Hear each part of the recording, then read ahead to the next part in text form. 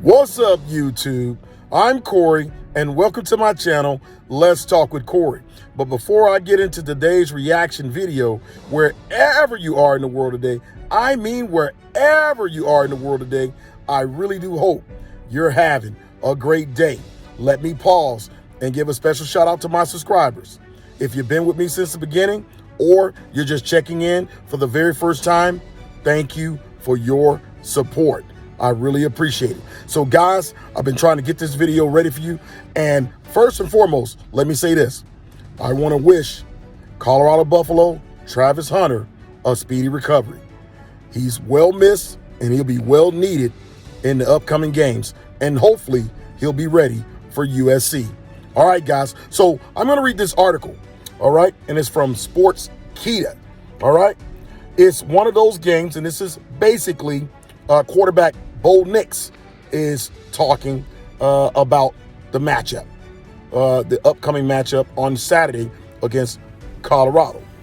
Bo Nix says it's one of those games you grew up wishing you could play. Oregon quarterback Bo Nix reflects on his intentions ahead of a marquee matchup against Colorado. Yes, this is a marquee matchup because there are some implications at stake. You got definitely Shedeur Sanders, who is potentially a Heisman candidate for sure, right? If he keeps playing the way he's playing right now. Because of Travis Hunter being sidelined, he may, need to, do a little something extra once he gets back to the playing field. But Bo Nix may be in the mix as well. But let me continue. The Deion Sanders show rolls into Aston Stadium and pits Oregon quarterback Bo Nix against Colorado's Shedeur Sanders in a juicy contest between potential Heisman candidates and two ranked sides. And again, this is sportskita.com, okay? And it says both teams have started the season 3-0 and the nation's spotlight, which has barely left the Buffaloes.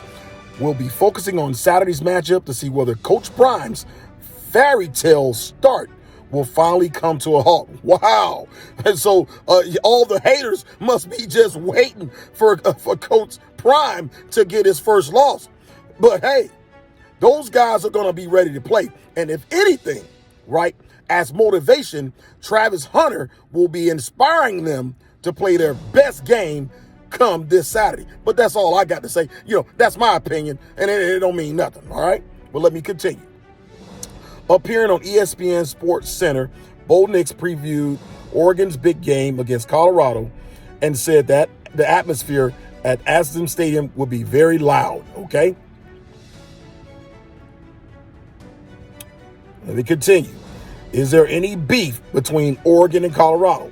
This is the first time since 2002 that the number 10 Oregon and number 19 Colorado will meet, with both teams ranked in the AP Top 25. The Ducks have won 9 of the last 10 clashes, and the Buffaloes are the underdogs again. Well, there you go. All right.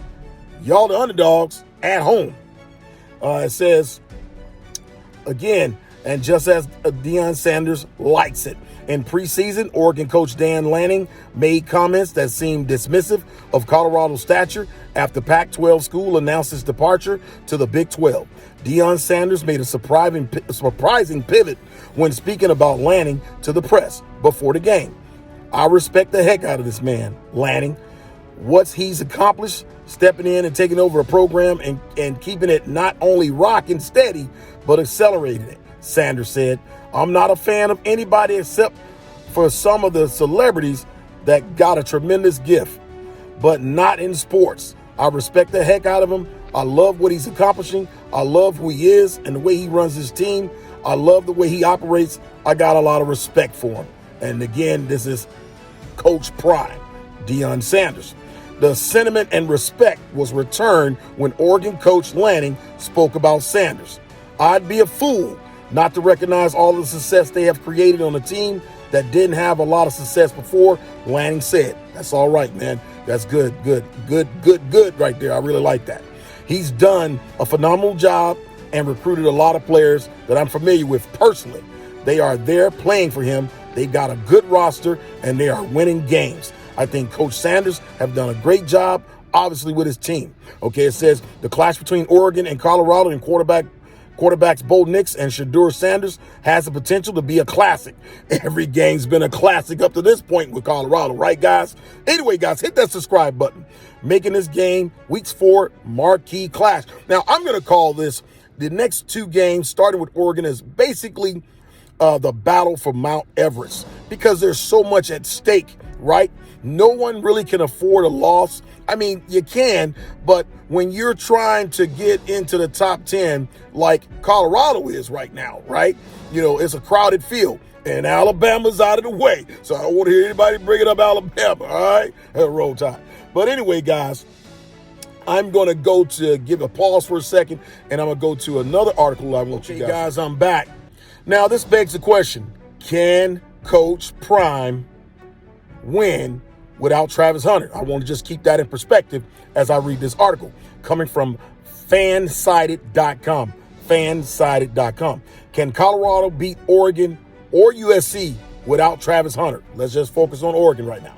With Travis Hunter expected to be out for the next couple of weeks for Colorado, do the Buffaloes have any hopes of stunning Oregon or USC in the early stages of the Pac-12 play for them? All right, and this article was 17. If the Colorado Buffaloes plan on beating either the Oregon Ducks or the USC Trojans out of the gate in Pac-12 play, then they will have to do so without their Mr. Everything, Travis Hunter, available. Hunter had been playing both ways for the Buffs all season long. A late hit by a Colorado State defender knocked him out during the Rocky Mountain Showdown. Colorado would prevail over Colorado State in overtime to improve to 3-0. But that marked the end of non-conference play for the Buffs. The only games left for them are in Pac-12 play. Next up for Colorado is Oregon and Eugene, then USC at home. Further says that Hunter ended up in a local hospital after the game, but it's unclear if his visit was related to the hit or not. So if Hunter is unable to go for Colorado the next 2 weeks, does Colorado even stand a chance in them? Absolutely, they stand a chance. So I want you guys to know right here, right now, right? I am pro Coach Prime and Colorado Buffaloes, all right? I'm all in on those guys. They're not my team, right? But I'm all in, and I'm sold on them, and I know they're going to have a really good season, but they do have a couple of mountains to climb, and that starts this weekend with Oregon, okay? Even though they're the favorites. All right, so let me continue. It says, if Colorado comes out of Week 5 with a 4-1 or better record, then Colorado fans should rejoice, because then they can come closer to bowl eligible. There's just so many things, right?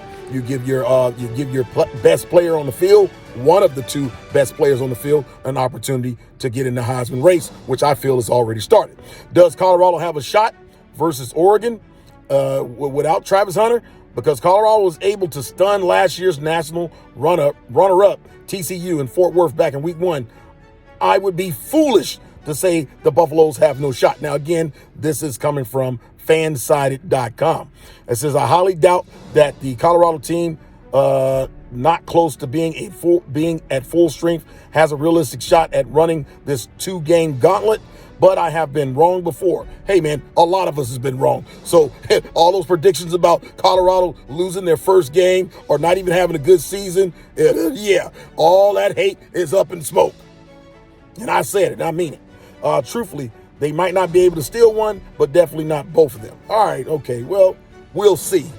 For Colorado to win either their first 2 Pac-12 games without Hunter, quarterback Shedeur Sanders must continue his September Heisman winning ways, and his father Deion Sanders, Coach Prime, must have one hell of a halftime speech or 2 up his sleeve. To take even one of these games with Hunter available would have been brilliant, but to potentially do it without him would be extraordinary. So is there a pathway to win either game? Sure it is. All right, I'm going to say it for the guy who wrote this article. To beat Oregon in presumably liquid sunshine, the Sanders men must outshine Bo Nix and company offensively, as well as get the best of Dan Lansing's defense. Not the least bit probable, but possible. As far as beating Colorado at home, can you say shootout?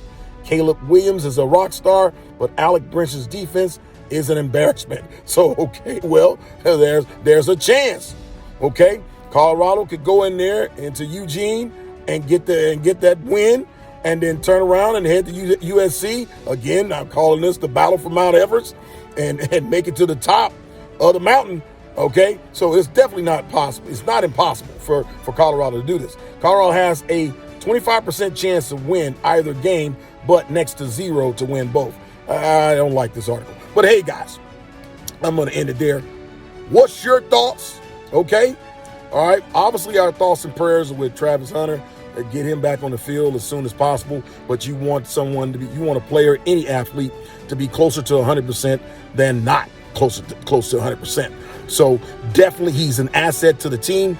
But we know that Coach Prime and his staff and those players are going to be ready to play on the Saturday. But guys, I want you to leave a comment. What's your thoughts about the Oregon game? And what's your thought for the future beyond the Oregon game? Leave a comment. And as always, thanks for watching. Let's talk with Corey.